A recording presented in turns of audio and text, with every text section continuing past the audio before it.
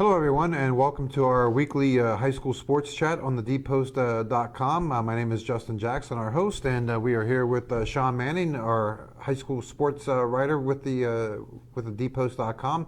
And Sean, a lot of things to get to this week, but first, let's kind of start off with National Signing Day for college football has become like this big holiday almost, and obviously this area has had a number of kids through the years sign, and this year is no different. What's the latest news with kids who are looking to move their careers on to college?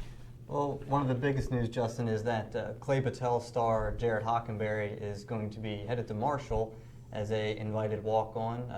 He said he talked to Coach Holliday and a couple of the assistants down there, and they kept with him every day. Mm-hmm. He said it was the only school that talked to him every day, and that really won him over. He played quarterback with the CBs. Well, he played a little bit of everything with the CBs, but mainly quarterback. They're not really sure where he's going to fit in with the Thundering Herd yet. Coach Wilson down there said that he could possibly play tight end, and with a 6'4", 220-pound frame, which could be added on with a college conditioning program, weightlifting program, he could walk on. But that's one of the big news. And four MHS kids at Morgantown High are going to be headed to WVU. Cody Shearer, will be headed down there as a defensive back. Evan Steyer, who's the Mohegans kicker this year, will be getting a shot. Jonah Campbell will get a shot at linebacker.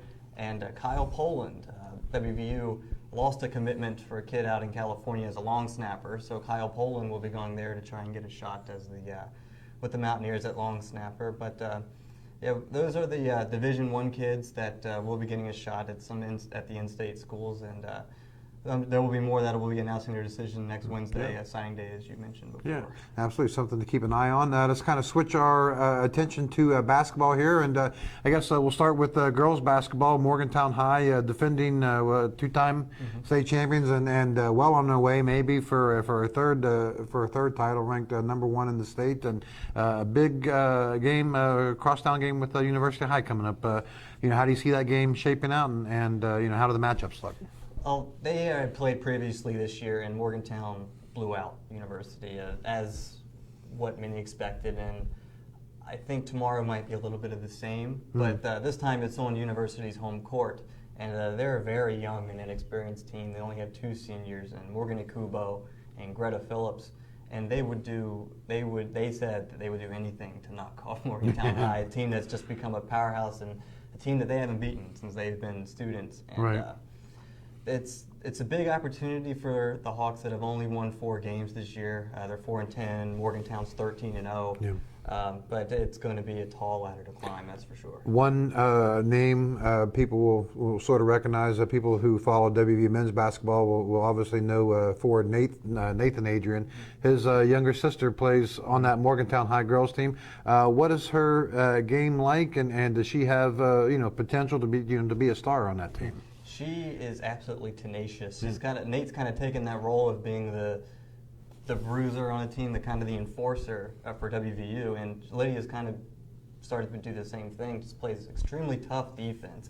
It's almost impossible to get around her trying to drive the lane, and she's also become a scoring threat. It was always Sydney Holloway or Rachel Lascote, but she's kind of stepped up as probably maybe even surpassed those two as the top option for the Mohegans.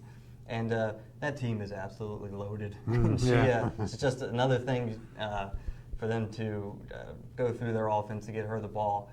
And Jason White has himself probably going to be his third straight state championship. To kind of flip things here on the boys' side here, MHS and UHS boys basketball also coming up. You got a matchup of Kenzie Melko, who's committed already to Fairmont State, and Jeff Empyrean for University. How do those two kids?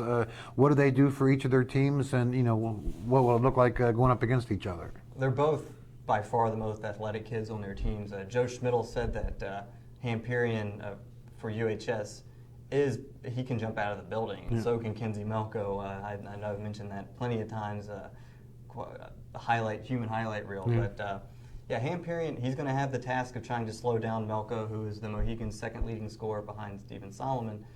It's going to be a matchup of two kids who are extremely athletic and Hampurian is going to have to learn how to stay in front of Melco and don't let those big highlight plays happen. Yeah.